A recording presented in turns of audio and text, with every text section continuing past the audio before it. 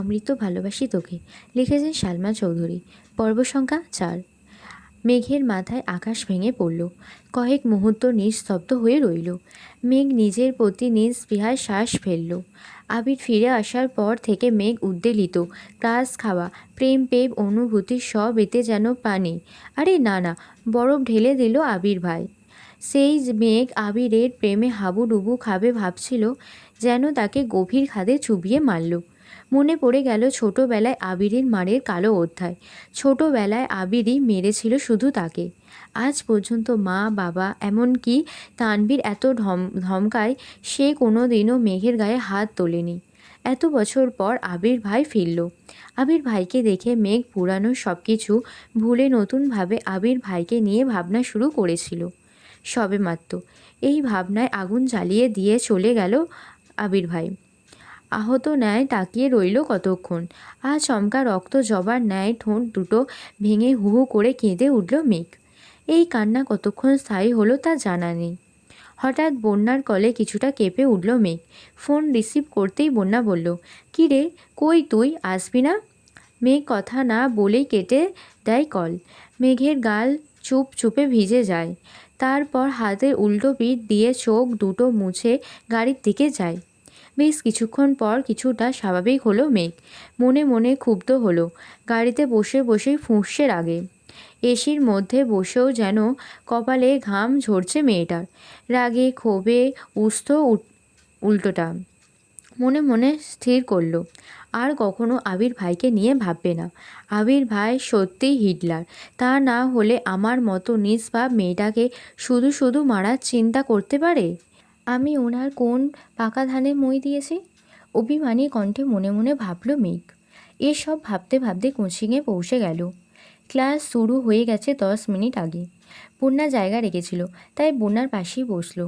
একটা ক্লাস শেষ হওয়ার পর আরেকটা ক্লাসের স্যার আসতে আসতে বন্যা মেঘকে ফিসফিস করে বলল, কী রে, আসতে এত দেরি হলো কেন? আর তুই না আমাকে তোর ক্লাস বয় আবির ভাইয়ের ছবি দেখাবি বলেছিলি, কই দেখা? মেঘ করুণ দৃষ্টিতে তাকালো বন্যার দিকে, তারপর গম্ভীর কণ্ঠে উত্তর দিল, প্রথমত ওনার জন্য আমার আসতে দেরি হয়েছে, দ্বিতীয়ত ক্লাস শব্দটা মনের মধ্যে চাপা পড়ে গেছে। শুধু শুধু আমার জীবন থেকে 3টা দিন নষ্ট করলাম। এখন থেকে আমি শুধু পড়াশোনা করব, অন্য কিছু ভাববো না। মেঘের কথাগুলো বন্যা মনোযোগ দিয়ে শুনল। তারপর সশব্দে হেসে উঠল বন্যা। মেঘ তীক্ষ্ণ দৃষ্টিতে তাকিয়ে আছে বন্যার দিকে। বন্যা আবার আস্তে আস্তে ধীর কণ্ঠে বলল, আমি সেদিনই বলেছিলাম তোর টাস কিচ্ছু নাই, পড়াশোনায় মনোযোগ দে। ঠিক হলো তো আমার কথা? এর মধ্যে স্যার ক্লাসে আসছেন। দুজনেই ক্লাসে মনোযোগ দিল। মেঘ বাসায় ফিরে চুপচাপ নিজের রুমে চলে গেল। মনটা তার ভীষণ খারাপ। ফ্রেশ হয়ে নিচে এসে খাবার খেয়ে কোনো দিকে না তাকিয়ে নিজের রুমে গিয়ে পড়তে বসেছে। সন্ধ্যার পর টিউটর আসবে, পড়া মুখস্থ করতে হবে। সকালে শাসন ভোলার চেষ্টায় মগ্ন মেয়েটা। প্রতিদিন সন্ধ্যার দিকে নিচে নেমে আসে মেঘ। ছোট ভাই বোনের সাথে আড্ডা আর খেলায় মগ্ন হয়, কিন্তু আজ তার ব্যতিক্রম হলো। দুপুরের পর থেকে একবারের জন্য নিচে নামল না মেঘ। মিম আর আদি কয়েকবার ডাকতেও গিয়েছিল। দরজা লাগিয়ে পড়ছে মেঘ, আসবে না বলেছি। সন্ধ্যার পর পর বাড়িতে ফেরে আবির। চোখে মুখে উজ্জ্বলতা ফুটে উঠেছে। চোখ পড়ে রান্নাঘরের মা কাকিদের দিকে। কাকিয়াকে ডেকে উৎফুল্ল কণ্ঠে বলল, কাকিয়া, চিকেন পকোড়া বানাবে প্লিজ? মা কাকিয়া 3 জনেই যেন অবাক চোখে তাকিয়ে আছে আবিরের দিকে। ছেলেটা মুখ ফুটে কিছুই চায় না কখনো। খাওয়া নিয়েও কখনো নাক সেটকায় না। পছন্দের খাবারের নামও জানে না কেউ। আজ হঠাৎ নিজে থেকে কিছু খেতে চেয়েছে। কাকিয়া হাসি মুখে বলল, তুমি ফ্রেশ হয়ে আসো, আমি রেডি করছি। আবির স্বাভাবিকভাবে রুমের দিকে চলে গেল। করিডোরে যাওয়ার পথে কানে আসলো মেঘের পড়ার শব্দ। অনর্গল পড়ছে মেয়েটা, শ্বাসও নিচ্ছে না মনে হচ্ছে। আবিরের ঠোঁট বেঁকিয়ে কিছুটা হাসল। তারপর সবেগে রুমে চলে গেল। আবির বেশ সময় নিয়ে শাওয়ার নিল। 10 মিনিট রেস্টও নিল। তারপর কালো টি শার্ট আর ট্রাউজার পরে রুম থেকে বের হয়। একটু সামনে আসতেই চোখ পড়ে মেঘের রুমের দরজা খোলা। মেঘ নেই।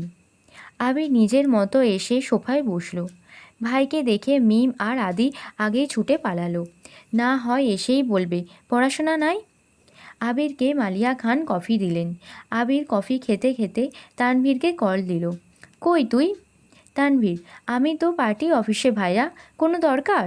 আবির, কাজ না থাকলে তাড়াতাড়ি বাসায় আয়। তানভীর ভয়ে ভয়ে জিজ্ঞেস করলো, কিছু হয়েছে ভাইয়া? আবির শব্দে হেসে বলল, দূর কিছু হয়নি, চিকেন পকোড়া বানাচ্ছে কাকিয়া, খেলে তাড়াতাড়ি আয়। তানভীর, আচ্ছা আসছি। কথাগুলো না শুনলেও আবিরের হাসির শব্দ ঠিকই কানে এসেছে পড়ার রুমে বসা অষ্টাদশী। বুকটা সঙ্গে সঙ্গে কেঁপে উঠল। নিজেকে প্রশ্ন করল, আবির ভাইয়া হাসছেন? উনি বাসায় ফিরেছেন? তৎক্ষণাৎ মনে পড়ে গেল সকালের ঘটনা। সাথে সাথে মুখটা কালো করে পড়া রিভিশন দেওয়ায় ব্যস্ত হলো মেঘ। তানভীর ফিরেছে 5-7 মিনিট হবে। ফ্রেশ হয়ে নিচে এসেছে। এতক্ষণে চিকেন পকোড়া হাজির হলো সামনে। ফ্রিজ থেকে বের করে কিছু রান্না করা সময় সাপেক্ষ ব্যাপার, তা তাদের জানাই আছে। এই জন্য ধৈর্য নিয়ে বসে বসে ফোন ঘাঁটছিল আবির।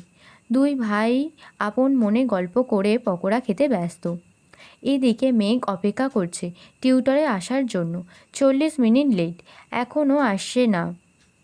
কি করবে বুঝতে পারছে না। পড়ছে কিছুক্ষণ, হাবিজাবি ভাবছে, আবার পড়ছে। তানভীর হঠাৎ ডাকলো, মেঘ এদিকে আয়। মেঘ ভাইয়ের ডাক শুনেই কিছুটা কেঁপে উঠল। তারপর পড়ার রুমের দরজায় দাঁড়ালো। হালকা গোলাপি রঙের জামা পরেছে, মাথায় ওড়না দেয়া, পেট পিঠ সবটায় ওড়না দিয়ে ঢাকা। অনেক স্নিগ্ধ লাগছে মেঘকে। আবির তখনও সশব্দে হাসছে। তানভীর ভাইয়া আর আবির ভাইয়া নিজেদের মধ্যে মস্ত করায় ব্যস্ত। মেঘ দরজায় দাঁড়িয়ে আবির ভাইয়ের হাসিতে মগ্ন। 3 দিনও এই মানুষটাকে এতটা প্রফুল্ল দেখেনি সে। বরাবরই যেন গম্ভীর। সেই বাইক কেনার দিন একটু হেসে হেসে কথা বলার চেষ্টা করেছিল। সেই হাসিতেই ক্রাশ খেয়েছিল মেঘ। আজকে হাসি ঘায়েল করে দিল মেঘকে। চোখ সরাতে চেয়েও সরাতে পারছে না। আবিরের চোখ পড়ে দূরে দরজায় দাঁড়ানো মেঘের দিকে। কয়েক সেকেন্ড পরেই হাসি থামিয়ে চোখ নামিয়ে নিল আবির। তানভীর তৎক্ষণাৎ বলে উঠল, মেঘ পকোড়া খাবি? আয় খেয়ে যা। মেঘ যেন বড়সড় টাস্কি খেলো। ভাইয়া তাকে খেটে ডাকছে। এতগুলো বছরে এই রকম ঘটনা তার সাথে কখনো ঘটেনি। তানভীর আবার ডাকলো, আয় খেয়ে যা, পরে পড়তে বসবি নে। মেঘ 2 পা এগোলো, কি যেন ভেবে ঠায় দাঁড়িয়ে পড়ল। কিছুটা অভিমানী কণ্ঠে উত্তর দিল, তোমরা খাও, আমি খাবো না। আবারও পড়ার রুমে চলে গেল মেঘ। তানভীর আর আবিরও আর বেশি কিছু বলল না। খাওয়া শেষ করে আবির নিজের রুমে গেল। তানভীর পুনরায় পার্টি অফিসে ছুটল। মিটিং আছে তার, ভাই ডেকেছে বিধায় মিটিং দেখে ছুটে এসেছিল সে। মেঘ টিউটরের জন্য অপেক্ষা করলো আরও 30 মিনিট। পড়তে পড়তে খিদা পেয়েছে তার। মাত্র খাবার হয়েছে, 8টাও বাজেনি। মেঘ খেতে বসেছে, বারবার তাকাচ্ছে দরজার দিকে। টিউটর আসলে পড়তে বসবে হবে। খাওয়া শেষ হলো, কিন্তু টিউটর আসলো না। তাই মেঘ বই খাতা নিয়ে ওপরে যাচ্ছে আর আম্মুকে বলে গেল টিউটর আসলে ডেকে দিতে। রাত 9টায় খেতে বসলেন সবাই। তানভীরও মিটিং শেষ করে বাসায় এসেছে। খাবার টেবিলে সবাই থাকলেও মেঘের কোনো হদিস নেই। তানভীর কাকিয়াকে জিজ্ঞেস করলো, মেঘ খাবে না? কাকিয়া স্বাভাবিকভাবেই উত্তর দিল, ও তো সন্ধ্যাবেলায় খেয়ে ওপরে চলে গেছে, বলল খিদে পেয়েছে। তেমন কথা নেই কারোর মুখে। আবির কোনো রকমে অল্প খেয়ে রুমে চলে গেল। গত রাতে ঘুমায়নি ছেলেটা। সারা দিনের ক্লান্তিতে ঘুম পাচ্ছে খুব, তাই রুমে গিয়ে শুয়ে পড়েছে। এদিকে মেঘ পড়ছে আর ক্ষণে ক্ষণে ঠোঁট উল্টে কান্না করছে। আবারও নিজেকে সান্ত্বনা দিচ্ছে, যেভাবেই হোক চান্স পেতে হবে। অভিমানী স্বরে বলছে, দূরে ভার্সিটি হলে ভালোই হবে, এই বাড়ি থেকে চলে যাবে অনেক দূরে। ভাইয়া আবির ভাই আমায় পাবে না, বকবে কিভাবে আমায়? ভাইয়া আবির ভাই আমায় পাবেই না, বকবে কিভাবে আর মারবে কিভাবে? তৎক্ষণাৎ মায়ের কথা ভেবে কান্না করে দেয়। মাকে ছাড়া থাকবে কিভাবে সে? মানুষের মন কখনো ক্লান্ত হয় না। এই স্লোগান দিতে দিতে নিজেকে শক্ত করল মেঘ। আজকে সে ফজরের আজানের সময় উঠেছে। রাতে অ্যালার্ম দিয়ে ঘুমিয়েছিল। দিন যত যাচ্ছে পরীক্ষা তত কাছে আসছে। যেভাবেই হোক চান্স পেতে হবে। প্রথম টার্গেট মেডিকেল, দ্বিতীয় ঢাকা বিশ্ববিদ্যালয়। এর জন্য সবই পড়তে হচ্ছে তাকে। নামাজ পড়তে বসেছে মেঘ। 7টা থেকে 7:30 পর্যন্ত পড়াশোনা করেছে। সকালে খালি পেটে বেশিক্ষণ থাকা কষ্টকর, তাছাড়া পড়াশোনা করলে আরও বেশি ক্ষুধা পায়। গতকাল সন্ধ্যায় খেয়েছিল, সারা রাত কিছু খায়নি। খিদায় চু চু করছে পেট। দৌড়ে নিচে গেল মেঘ। মেঘের দৌড় দেখে ভয় পেয়ে গেলেন হালিমা খান। উনিও রান্নাঘর থেকে ছুটলেন। হালিমা খান চিন্তিত স্বরে জিজ্ঞাসা করলেন, কি হয়েছে তোর, এভাবে ছুটছিস কেন? মেঘ জবাব দিল, আমার ক্ষুধা পেয়েছে আম্মু, তাড়াতাড়ি খেতে দাও। হালিমা খান আবারও জিজ্ঞেস করলেন, তুই কখন উঠেছিস? মেঘের শান্ত জবাব, ফজরের সময় উঠেছি, তারপর পড়াশোনা করেছি। তাড়াতাড়ি খেতে দাও আমায়। হালিমা খান যেন খুশিতে গদগদ হয়ে গেলেন। ওনার মেয়ে পড়াশোনায় মনোযোগ দিচ্ছেন, সাথে খাওয়া দাওয়াতেও। এ তো প্রতিটি মায়েরই স্বপ্ন। উনি ছুটে গেলেন রান্নাঘরে। মেয়ের পছন্দের সব খাবার হাজির করলেন মেয়ের সামনে। মেয়ে ক্ষুধার তাড়নায় ঝটপট খাবার শেষ করে নিজের রুমে চলে গেল। আজকে তার কোচিং প্রাইভেট কিছু নেই। সন্ধ্যায় শুধু শাওরিয়ার ভাই পড়াতে আসবেন। সারা দিনের একটা রুটিন করে নিল মেঘ। টার্গেট সেট করে পড়াশোনা করলে পড়াশোনা তাড়াতাড়ি এগোয়। এদিকে 8টার পর বাড়ির সবাই খেতে বসেছে।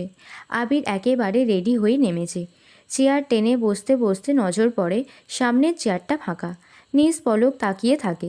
কয়েক সেকেন্ডে স্বাভাবিক হয়ে খাওয়া শুরু করে। ইকবাল খান জিজ্ঞেস করলেন, মেঘ কোথায়, ওঠেনি এখনও? হালিমা খান প্রফুল্ল মেজাজে উত্তর দিল, ও নাকি সেই ভোরবেলা উঠেছে, পড়তে পড়তে ক্ষুধা লাগছিল, তাই কিছুক্ষণ আগেই খেয়ে গেল।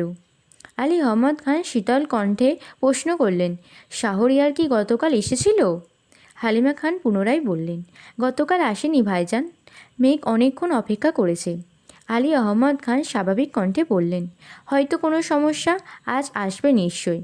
কেউ আর কোনো কথা বলল না। চুপচাপ খাওয়াতে ব্যস্ত সকলে। কিছুক্ষণ পর খাওয়া শেষে উঠে চলে গেলেন বাড়ির কর্তারা।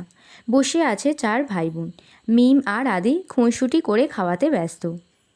তানভীর হঠাৎ আবিরের দিকে তাকিয়ে বলল, ভাইয়া, তোমার কি কিছু হয়েছে? আবির নড়ে চড়ে বসল, মুখ গোমড়া করে উত্তর দিল, কিছু হয়নি। তানভীর আর কথা বাড়ায়নি, চুপচাপ নিজের খাওয়া শেষ করল। নিজের খাওয়া শেষ করে ফ্রেশ হয়ে আবিরও অফিসের জন্য বেরিয়ে পড়েছে। বাকিরাও নিজেদের কাছে ব্যস্ত হলো। সারা দিনের ব্যস্ততা শেষে সকলেই বাড়ি ফিরল না কেবল আবির। আগামী মাস থেকে আবিরের নতুন কোম্পানি শুরু হবে, সেই কাজেই ব্যস্ত সে।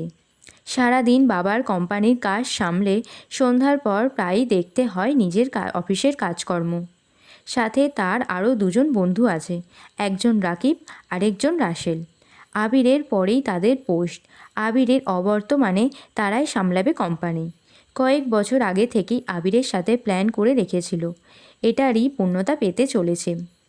এদিকে গতকালের ন্যায় আজও পড়ার রুমে বসে অপেক্ষা করছে মেঘ, কিন্তু শাহরিয়ার ভাইয়ের আসার কোনো খবর নেই। এই পৃথিবীতে কারোর জন্য অপেক্ষা করার মতো কষ্ট আর কিছুতে নেই। অধৈর্য হয়ে রাগে ফুঁসতে ফুঁসতে মেঘ বড় আব্বুর সামনে গিয়ে দাঁড়ালো। আলী আহমদ খান সোফায় বসে কফি খেতে খেতে টিভি দেখছিলেন। মেঘ জিজ্ঞাসু চোখে তাকালো বড় আব্বুর দিকে, তারপর আস্তে আস্তে বলল, ভাইয়া কি পড়াতে আসবেন না? আলী আহমদ খানের মনোযোগ সরালো টিভির দিক থেকে। এক পলক তাকালো মেঘের দিকে, তারপর পকেট থেকে ফোন বের করে ডায়াল করলেন শাহরিয়ার নাম্বারে। প্রথমবার রিসিভ হলো না, দ্বিতীয়বার রিসিভ হলো। আলী আহমদ খান জিজ্ঞেস করলেন, তুমি আসছো না কেন, পড়াবে না? শাহরিয়া শীতল কণ্ঠে উত্তর দিল, আঙ্কেল, আমার জন্য বাসাটা দূরে হয়ে যায়, সময় মেনটেন করাও একটু সমস্যা, তাই আমি আর আসতে পারবো না, সরি। আলী আহমদ খানের জবাব, তাহলে তুমি এই কথাটা প্রথম দিনই জানাতে পারতে। শাহরিয়া গম্ভীর কণ্ঠে উত্তর দিল, একটু অসুস্থ ছিলাম আঙ্কেল, হাসপাতাল থেকে আজই ফিরেছি, আপনাকে সময় করে কল দিতাম। আলী আহমদ খান উদ্বিগ্ন কণ্ঠে শুধালো, কি হয়েছে তোমার? শাহরিয়া ঠান্ডা কণ্ঠে বলল, তেমন কিছু না, হালকা ব্যথা পেয়েছি, দোয়া করবেন আঙ্কেল, আল্লাহ হাফেজ। আলী আহমদ খান বললেন, সাবধানে থেকো, আল্লাহ হাফেজ। আলী আহমদ খান মেঘকে জানালেন। মেঘ কী বলবে বুঝে উঠতে পারল না, ঠায় দাঁড়িয়ে রইল সোফার পাশে। তখনই সিঁড়ি দিয়ে নামছিল তানভীর। মেঘের কাছে দাঁড়িয়ে প্রশ্ন করল, এখানে দাঁড়িয়ে আছিস কেন? মেঘ মাথা নিচু করে পাতলা অধর নড়ে চড়ে বলে, শাওরিয়ার ভাই পড়াবেন না আমায়।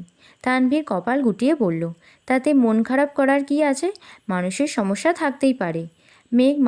মেঘ চোখ তুলে তাকালো ভাইয়ের পানে। তানভীর বড় আব্বুর দিকে তাকিয়ে পুনরায় বলল, আমার একজন পরিচিত আপু আছে, উনি খুব ভালো পড়ান শুনেছি। আপনি অনুমতি দিলে আমি কি কথা বলে দেখব? আলী আহমদ খান তানভীরের দিকে তীক্ষ্ণ দৃষ্টিতে তাকালেন।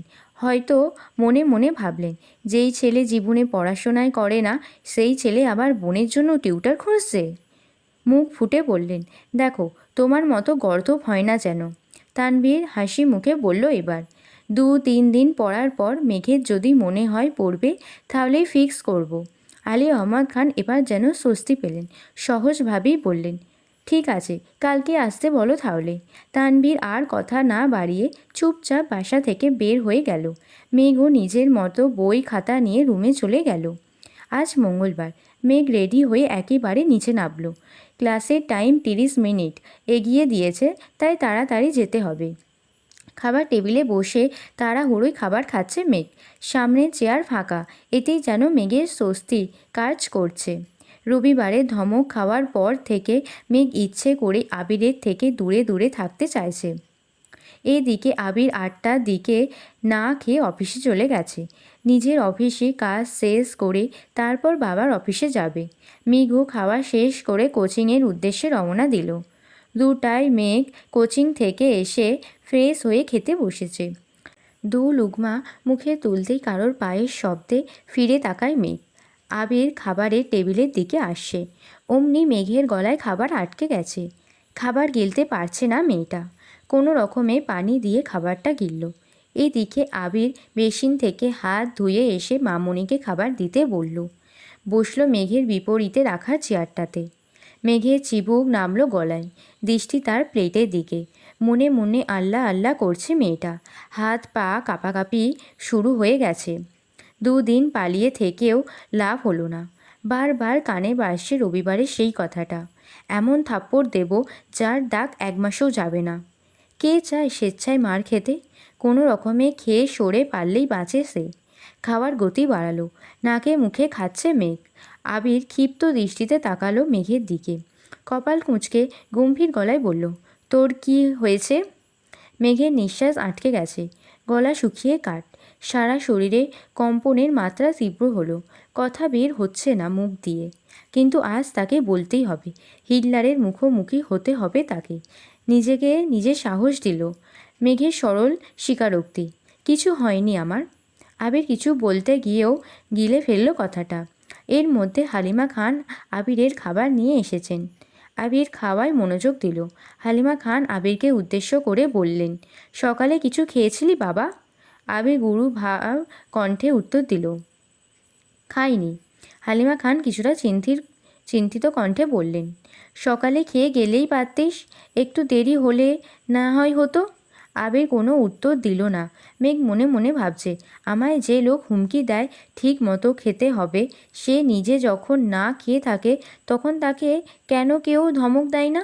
সব দোষ এই মেঘের? থাকবই না এই বাড়িতে। উঠতে চাইলে টেবিল থেকে তৎক্ষণাৎ চোখ পড়ে আবির ভাইয়ের দিকে। আবির মাথা নিচু করে খাচ্ছে। এখন উঠতে গেলে নিশ্চয়ই ধমক দিয়ে আবার বসাবেন। কে জানে আবার থাপ্পড়ই মারেন কি না। এইসব ভেবে মেঘ আবার বসে দ্রুতগতিতে খাওয়া শুরু করে। আবির রাগে এক প্রকার চিৎকার দিয়ে উঠল, একটা থাপ্পড় দেবো তোকে, এভাবে খাচ্ছিস কেন? মেঘ সহসা থমকে গেল। ধমক খেয়ে চোখ টলমল করছে তার। মুখের ভাতগুলো কোনো রকমে গিলল। মনে মনে ভাবল, আমাকে থাপ্পড় দেওয়ার এত ইচ্ছে আপনার? আবিরের থাপ্পড়ের ভয়ে 2 দিন যাবৎ খাবার টেবিলে সবার সাথে খায়নি মেয়েটা। কে জানতো এই দুপুরবেলা আবির ভাই অফিস থেকে বাসায় চলে আসবেন। জানলে হয়তো আগে খেয়ে নিত, না হয় আবির ভাই খাওয়ার পর খেতে আসতো। কেন এই মানুষটা তার সামনে আসে? কেনই বা এত রাগ দেখায় ভেবে পায় না মেঘ। হঠাৎ মনে পড়ে যায় ঘুম থেকে উঠে বলা স্লোগানটা। মেঘ মনে মনে বিড়বিড় করল, আমার মন একমাত্র আমার নিয়ন্ত্রণে চলবে। মেঘ ভয় পাবে না আবিরকে। তারপর স্বাভাবিকভাবে প্লেটের ভাতগুলো শেষ করে হাত ধুয়ে সিঁড়ি দিয়ে যেতে নেয়। সোফার কাছ পর্যন্ত যেতেই মিম আর আদি দৌড়ে এসে জাপটে ধরে মেঘকে। আকস্মিক ঘটনায় কিছুটা ঘাবড়ে গেল মেঘ। তারপর স্বাভাবিক কণ্ঠে বলল, কি হয়েছে তোদের? মিম ফিসফিস করে মেঘকে বলল, আপু প্লিজ আবির ভাইয়াকে বলো না আমাদের নিয়ে বাইকে ঘোরাতে। কখনো বাইকে উঠিনি, প্লিজ বলবা? মেঘ কোনো কিছু না ভেবেই বলল, আমি বলতে পারবো না। আদি বলে উঠল, প্লিজ প্লিজ প্লিজ আপু, আমরা বলার সাহস পাচ্ছি না, প্লিজ তুমি একটু বলো না। মেঘ আবারও গম্ভীর কণ্ঠে জবাব দিল, আমি পারবো না বলতে, তোদের ঘুরতে ইচ্ছে হলে তোরা বল। মেঘ মনে মনে ভাবছে, তোরাই সুখে আছিস, আমাকে তো উঠতে বসতে থাপ্পড় মারার হুমকি দিচ্ছে। আমি এবার এটা বললে নিশ্চিত এখনই খাবো থাপ্পড়টা। আবিরের খাওয়া শেষ, এদিকে আসছে দেখে মেঘ তাড়াতাড়ি রুমে চলে যেতে চাচ্ছে, কিন্তু আদি আর মিম আরও করুণ স্বরে বলছে, প্লিজ আপু তুমি বলো না। মেঘ রেগে কটমট করে বলে, আমি বললাম তো পারবো না। মিম আর আদি এবার চুপসে গেল। মেঘ আর এক মুহূর্ত দাঁড়ালো না, সিঁড়ি দিয়ে ওঠায় ব্যস্ত। আবির বিষয়টা লক্ষ্য করেছে। আবির আদিকে জিজ্ঞেস করে, কাকে কি বলতে বলছিস ওকে? মিম শ্বাস টেনে সাহস নিয়ে বলল, ভাইয়া আমাদের আপনার বাইকে নিয়ে ঘোরাবেন প্লিজ। মেঘ সিঁড়িতে উঠতে উঠতে ফিসফিস করে বলছে, হিটলার নেবে বাইকে তোদের? সেগুড়ে বালি। আবির কণ্ঠ তিনগুণ ভারী করে উত্তর দিল, আমার বাইকে কাউকে উঠাবো না। কিছুদিন পর তানভীরকে বাইক কিনে দেব, তখন ও তোদের নিয়ে ঘুরবে। আদি আকস্মাৎ প্রশ্ন করে বসল, তুমি তানভীর ভাইয়াকে নিয়ে ঘোরো না? আবির এবার স্বাভাবিক কণ্ঠেই বলল, এখনও তানভীর আমার বাইকে ওঠেনি, তবে ভবিষ্যতে উঠতে পারে। ওর সাথে তোদের কি সম্পর্ক? মিম আর আদি বোবার হয়ে রইল। মেঘের কথা ফলে যাওয়াতে নিজেকে নিয়ে গর্ব করতে করতে রুমের দিকে যাচ্ছে আর ভাবছে, দুই ভাইয়ের গলায় গলায় সম্পর্ক, অথচ বাইকে ওঠার পারমিশন দেয়নি। ছি! সহসা অভিব্যক্তি পাল্টালো মুখের, বিড়বিড় করে বলল, হিটলারের থেকে ভালো আর কি আশা করা যায়? রুমে গিয়ে সোজা শুয়ে পড়ল। তৎক্ষণাৎ ফোনটা হাতে নিল। এই 2-3 দিনে একেবারের জন্য ফেসবুকে ঢোকেনি মেঘ। মন খারাপ কাটাতে ঢুকলো ফেসবুকে। কিছুক্ষণ ঘোরাঘুরির পর একটা পোস্ট সামনে আসছে। একদিন আগে আবির ফেসবুকে একটা অসম্ভব সুন্দর ছবি আপলোড দিয়েছে, সাথে ছোট করে ক্যাপশন লিখেছেন, শূন্যতা আমায় ঘিরে আছে আর আমি ঘিরে আছি মোহে। মেঘ ছবিটা দেখে যতটা খুশি হলো তার থেকে বেশি চিন্তিত হলো ক্যাপশানে কী বুঝিয়েছেন তা ভাবতে। সেই ক্যাপশন বোঝার চেষ্টায় মগ্ন হলো। মনে মনে আওড়ালো, উনি কি তাহলে সত্যি কারোর সাথে রিলেশনে আছেন? তৎক্ষণাৎ মনের ভিতর থেকে জবাব এলো, উনি প্রেম করলে তোর কি? তোরে যে উঠতে বসতে থাপ্পড় দেওয়ার ভয় দেখায়, তোর লজ্জা করে না এই হিটলারকে নিয়ে ভাবতে? সঙ্গে সঙ্গে ডাটা অফ করে ফোন রেখে দিল মেঘ। সত্যিই তো, সে তো আবির ভাইয়ের ওপর রেগে আছে, তাহলে আবার আবির ভাইকে নিয়ে ভাবছে কেন? এইদিকে আবির রুমে এসেছে 5-10 মিনিট রেস্ট নিয়ে নিজের ল্যাপটপ আর কিছু কাগজপত্র নিয়ে বেরিয়ে পড়েছে। সন্ধ্যায় মেয়ের নতুন টিউটর এসেছে, বয়স এত বেশি না, ঢাকা বিশ্ববিদ্যালয়ে ফিজিক্স পড়াশোনা করেছেন, এবার 3য় বর্ষেও আছেন। দেখতে মাশাল্লাহ অনেক সুন্দরী, গোল গোল চেহারা, বোরখা পরে হিজাব পরে এসেছেন, গুছিয়ে কথা বলেন, সুন্দর করে বুঝিয়ে পড়িয়েছেন মেঘকে। মেঘ যেন পড়ার থেকেও বেশি মুগ্ধ হয়েছে ওনার কথা বলার স্টাইলে। ওনার নাম জান্নাত। মেঘের ওনাকে এতই ভালো লেগেছে যে 2 দিন পড়া পর্যন্ত অপেক্ষা করতে পারল না। জান্নাত আপু চলে যাওয়ার সঙ্গে সঙ্গে ছুটে গেল বড় আপুর কাছে, জানালো ওনার কাছেই পড়বে সে। আলী আহমদ খান যেন কিছুটা নিশ্চিন্ত হলো। তারপরও মেঘকে বললেন, কখনো যদি মনে হয় তোমার পড়ার ঘাটতি হচ্ছে, তাহলে আমি নতুন টিউটর আনবো, তুমি চিন্তা করো না, পড়াশোনায় মনোযোগ দাও। মেঘ ঠিক আছে বলে নিজের রুমে চলে গেল। রাতে সবাই একসাথে খাওয়া দাওয়া করলো, কিন্তু আবির নেই। ইদানিং আবির অফিস শেষ করে নিজের নতুন অফিসে চলে যায়। ওখানে সব গুছানো, প্ল্যানিং করা এসব নিয়ে ব্যস্ত থাকে। রাত 11টার আগে ফেরেই না। কেউ অপেক্ষা করে না তার জন্য, কারণ আবিরের কড়া নির্দেশ, আমার জন্য কেউ অপেক্ষা করলে আমি আর ফিরবই না। সেই থেকে মা আর মামনি নিজেদের সময় মতো শুয়ে পড়ে। আবির 11টার পরে এসে ফ্রেশ হয়ে নিজের মতো খায়। কেটে গেল আরও দুদিন, দেখা হলো না মেঘ আর আবিরের। সকালে আবির খেতে আসলেও মেঘ আগেই খেয়ে পালায়। সে আবির ভাইয়ের মুখোমুখি হতে চায় না। মেঘ ছোটবেলা থেকেই খুব আবেগী আর জেদি। অল্পতে কান্না করা তার স্বভাব, আর কোনো বিষয়ে জেদ করলে তা সহজে কাটে না। যেমন সামান্য থাপ্পড়ের জন্য আবির ভাইয়ের সাথে 9 বছরের ওপরে কথা বলেনি একটিবার। আবির দেশে আসাতে মনে অন্যরকম অনুভূতি জন্মানো শুরু করেছিল সবেমাত্র, কিন্তু আবির ভাইয়ের হুমকিতে অনুভূতিগুলো চাপা পড়ে গেছে। মেঘ নিজেই যেন অনুভূতিগুলোকে মাটি চাপা দিতে ব্যস্ত। কথায় আছে, চোখের আড়াল হয়ে গেলে মনের আড়াল হতে বেশি সময় লাগে না। এই জন্য মেয়ে সর্বোচ্চ চেষ্টা করছে যেন আবির ভাইয়ের সামনে সে না পড়ে। সবাই টেবিলে বসার আগেই সে খেয়ে নিজের রুমে চলে যায়। আবির ভাই অফিসে গেলে সে কোচিংয়ের জন্য বের হয়। দুপুরে আবির থাকে না বলে একটু রিল্যাক্সে খেতে পারে। রাতে জান্নাত আপু পড়িয়ে যায় 7টা 30 নাগাদ, তখনই খেয়ে রুমে চলে যায়। তখন তো আবির ভাই ফেরেই না, দেখা হবে কিভাবে? সেই রবিবার থেকে মেঘ পালিয়ে বেড়াচ্ছে। আজ বৃহস্পতিবার রাত। মেঘ নিজের পড়া শেষ করে শুয়ে মোবাইলটা হাতে নিয়েছে। আবিরের কথা খুব মনে হচ্ছে তার, তাই আবিরের আইডিতে ঢুকলো, কিন্তু কোনো আপডেট নেই। মনের ভিতরটা কেমন জানি মোচড় দিল মেঘের। মঙ্গলবার দুপুরে খেতে বসেছিল একসাথে, তারপর আর দেখেইনি সে। মেঘের খুব ইচ্ছে করছে আবির ভাইকে দেখার, মনকে কোনোভাবেই শান্ত করতে পারছে না। মনের জোরগুলো নিস্তেজ হয়ে পড়েছে। অনেকক্ষণ মনকে বুঝিয়ে ব্যর্থ হলো, তাই রুম থেকে বের হয়ে গুটি গুটি পায়ে এগিয়েছে আবির ভাইয়ের রুমের দিকে। রাত তখন 11টার ওপর। ড্রয়িং রুমে একটা হালকা আলোর বাল্ব জ্বলছে। পুরো বাড়ি অন্ধকার। মেঘ আবিরের রুমের সামনে দাঁড়ালো। দরজা চাপানো। আস্তে করে ধাক্কা দিল মেঘ। চেক করতে চাইছিল খোলা কি বন্ধ। মেঘের হালকা ধাক্কাতেই খুলে গেল দরজা। কিছুটা ঘাবড়ে গেল মেঘ। যদি আবির ভাই রুমে থাকেন তাহলে আজ থাপ্পড় নিশ্চিত। তাই দুগালে হাত দিয়ে আস্তে করে উকি দিল রুমে। রুমের বারান্দায় বাল্ব জ্বলছে, সেটার আলো রুমে আসছে। মোটামুটি আলোকিত হয়ে আছে রুমটা। আবির কোথাও নেই। বিছানা টান টান করে পাতানো। টেবিলে বই খাতা কাগজপত্র এলোমেলো, সাথে একটা ল্যাপটপের আলো জ্বলছে। চেয়ারের ওপর 2-3টা কাপড় এলোমেলো পড়ে আছে। ছেলেদের রুম সচরাচর যেমন হয়। মেঘ মনে মনে ভাবছে, আবির ভাই কি এখনও বাসায় ফেরেনি? নিজের রুমের দিকে ফিরে এক কদম এগোতেই কানে ভেসে আসে গানের সুর। দাঁড়িয়ে পড়ল মেঘ। মনে মনে ভাবছে, গান কে গাইছে? আবির ভাই নয় তো? আবারও ঘুরে গুটি গুটি পায়ে এগিয়ে গেল সিঁড়ির কাছে। মেঘ এই জীবনে কোনো দিন সন্ধ্যার পর ছাদে যায়নি। সবাই গেলেও যায় না, ওর ভয় লাগে। সন্ধ্যাবেলা নাকি ছাদে তানারা ঘুরে বেড়ায়। সারা রাত ছাদেই থাকেন। এই ভয়ে ছাদে পা বাড়ায় না সেদিকে। সিঁড়ির কাছে এসে থমকে দাঁড়ালো মেঘ। এই গান কি তানারা গাইতেছেন আমাকে আকৃষ্ট করে নেবার জন্য? যাবে কি যাবে না এটাই ভাবছে মেঘ। বুকে সাহস নিয়ে 2 কদম এগিয়েছে মেঘ। একটু উকি দিয়ে দেখল ছাদের দিকে। ছাদের গেট খোলা। এটা দেখে মনে সাহস পেল মেয়েটা। তানারা গান গাইলে গেট খোলার কি দরকার? তারপরও আল্লাহ আল্লাহ করে এগোচ্ছে মেঘ। গেটের কাছে এসে বুকে হাত রেখে উকি দিল ছাদের দিকে।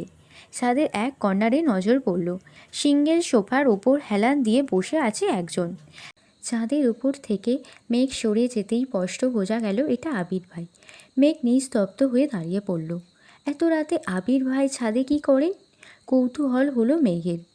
আগে কি গান গেয়েছে তা মেঘ বুঝতে পারেনি। নিচ থেকে শুধু সুরটাই শুনেছে। এখন আবির ভাই নীরব। কয়েক মুহূর্ত পর আবির ভাই আবার শুরু করলো। ছোট্ট বুকে মেঘ জমিয়ে কেন রে কাঁদিস পাখি, তুই ফিরবি বলে আমি কেমন সন্ধ্যা নামায় রাখি।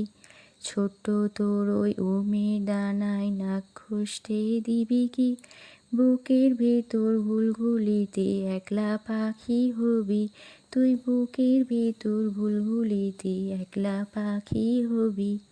মেঘ উদ্বিগ্ন নয়নে তাকিয়ে আছে আবির ভাইয়ের দিকে। ছেলেদের গান শিখতে হয় না, তারা খালি গলাতে গান গাইলেই যেন অসম্ভব সুন্দর লাগে। মেঘ মুগ্ধ হয়ে আবিরের গান শুনছে।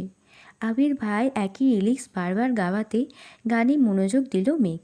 নিজেকে নিজে প্রশ্ন করল মেঘ, এই গান কাকে উদ্দেশ্য করে গাইছেন উনি? আমাকে নিয়ে নয় তো? এইটুকু বলতেই মুখে হাসি ফুটে উঠল মেঘের। তৎক্ষণাৎ মনে হলো, উনি আমাকে নিয়ে কেন গান গাইবেন? আমি কে? তানভীর ভাই তো সেদিন বলল, আবির ভাইয়ের জীবনে কেউ একজন আছে। তাহলে কি তার কথা ভেবেই গান গাইতেছেন? সঙ্গে সঙ্গে হাসি গায়েব হয়ে গেল। নিস্তব্ধ আঁখিতে তাকিয়ে আছে সে। বুকের বাঁ পাশে হালকা ব্যথা অনুভব হলো। ওনার মনে সত্যি অনেক দুঃখ, না হয় এমন গান কেউ গায়? এর মধ্যে আবির ভাইয়ের গান থেমে গেল। কিছুক্ষণ নীরব থেকে পকেট থেকে একটা সিগারেট বের করে ঠোঁটে ধরল। আগুন দিয়ে জ্বালালো সে সিগারেট। এদিকে মেঘের মাথায় আকাশ ভেঙে পড়েছে। নিজের চোখে বিশ্বাস করতে কষ্ট হচ্ছে। আবির ভাই সিগারেট খান? দাঁড়িয়ে থাকার শক্তিটুকু পাচ্ছে না মেয়েটা। অকস্মাৎ দরজার এখানেই বসে পড়েছে সে। মেঘের জাত শত্রু হলো সিগারেট। যেখানে সিগারেটের গন্ধ মেঘ সহ্য করতে পারে না, সিগারেটের গন্ধে তার শ্বাসকষ্ট হয়ে যায়, সেখানে আবির ভাই সিগারেট খাচ্ছে। এটা যেন মেঘ মানতেই পারছে না। ওষ্ঠদ্বয় উল্টে নীরবে চোখের জল ফেলছে। যাকে সে মিস করছিল, এতক্ষণ তাকে দেখবার জন্য উদ্বেগ ছিল, তাকে খুঁজে এসে এরকম একটা দৃশ্য দেখবে তা সে কল্পনা করেনি। অষ্টাদশীর মনটা নির্মমভাবে হত্যা করেছে আবির। আবির ভাই অষ্টাদশীর মনে বসন্তের ফুলের মতো আর ফুটবে না। আবিরের প্রতি খুব রাগ হলো মেঘের। রাগের সাথে কান্নার মাত্রাও বাড়তে লাগলো। ছাদের দরজার পাশে বসেই ফুপিয়ে ফুপিয়ে কাঁদছে মেঘ। নিজেকে সান্ত্বনা দেওয়ার কোনো ভাষাই খুঁজে পাচ্ছে না সে। আচমকা আবির মেঘের সামনে হাজির হলো। মেঘ তখনও কান্নায় ব্যস্ত। আবির গম্ভীর কণ্ঠে শুধালো, এখানে কি করছিস? আবির ভাইয়ের কণ্ঠ শুনে মেঘ ভূত দেখার মতো চমকে উঠল। মেঘের কান্নার তীব্রতা এতটাই বেড়ে গেছিল যে ছাদের কর্নার থেকে আবির শুনতে পেয়ে ছুটে এসেছে। অতিরিক্ত কান্নায় মেঘের শরীর কাঁপছে। জোর করে কান্না থামিয়েছে। এখনও নাক টানছে আর জোরে জোরে শ্বাস ছাড়ছে। আবির গম্ভীর স্বরে পুনরায় বলল, কথা বলছিস না কেন? এত রাতে এখানে কি করিস? মেঘ এবার কিছুটা স্বাভাবিক হয়ে ছাদের ফ্লোরের দিকে তাকিয়ে স্থির স্থির কণ্ঠে উত্তর দিল, এমনি এসেছিলাম। আবিরের শরীর ঝুঁকে এলো। মেঘ তখনও ছাদের ফ্লোরেই বসা। চাঁদের আলোতেই স্পষ্ট বোঝা যাচ্ছিল মেঘের অভিব্যক্তি। চিবুক নেমেছে গলায়, হাত পা কাঁপছে। ভয় আর কান্নার প্রতিক্রিয়া দুটোই অনুভব করছে। আবির আচমকা মেঘের বাহু ধরল। এক টানে দাঁড় করালো মেঘকে। মেঘের শরীরের কম্পন তীব্র হলো। হৃৎপিণ্ডের ধূপ ধাপ বেড়েই যাচ্ছে সহসা। চোখ তুলে তাকাতেও পারছে না। আবির তীক্ষ্ণ দৃষ্টিতে তাকালো। রাগে কটমট করতে করতে বলল, তুই কাঁদছিলি কেন? মেঘ উত্তর খুঁজে পাচ্ছে না। কিভাবে বলবে? আবির ভাইয়ের সিগারেট খাওয়া আর অন্য মেয়েকে উদ্দেশ্য করে গান গাওয়াতে তার ভিতর থেকে এমনি কান্না আসছে। মেঘ মাথা নিচু করে চুপ হয়ে রইল। আবির দীর্ঘশ্বাস ফেলে কিছুটা স্বাভাবিক কণ্ঠে বলল, তুই কি সবসময় রাত বিরেতে ছাদে আসিস? মেঘ তৎক্ষণাৎ বিদ্যুৎ বেগে কতক্ষণ মাথা নাড়িয়ে না বোধক সম্মতি জানালো। তারপর আস্তে আস্তে বলল, এই জীবনে কোনো দিন সন্ধ্যার পর ছাদে উঠিনি আমি। আবির ভাই উদ্বিগ্ন কণ্ঠে শুধালো, তাহলে আজ আসলি কেন?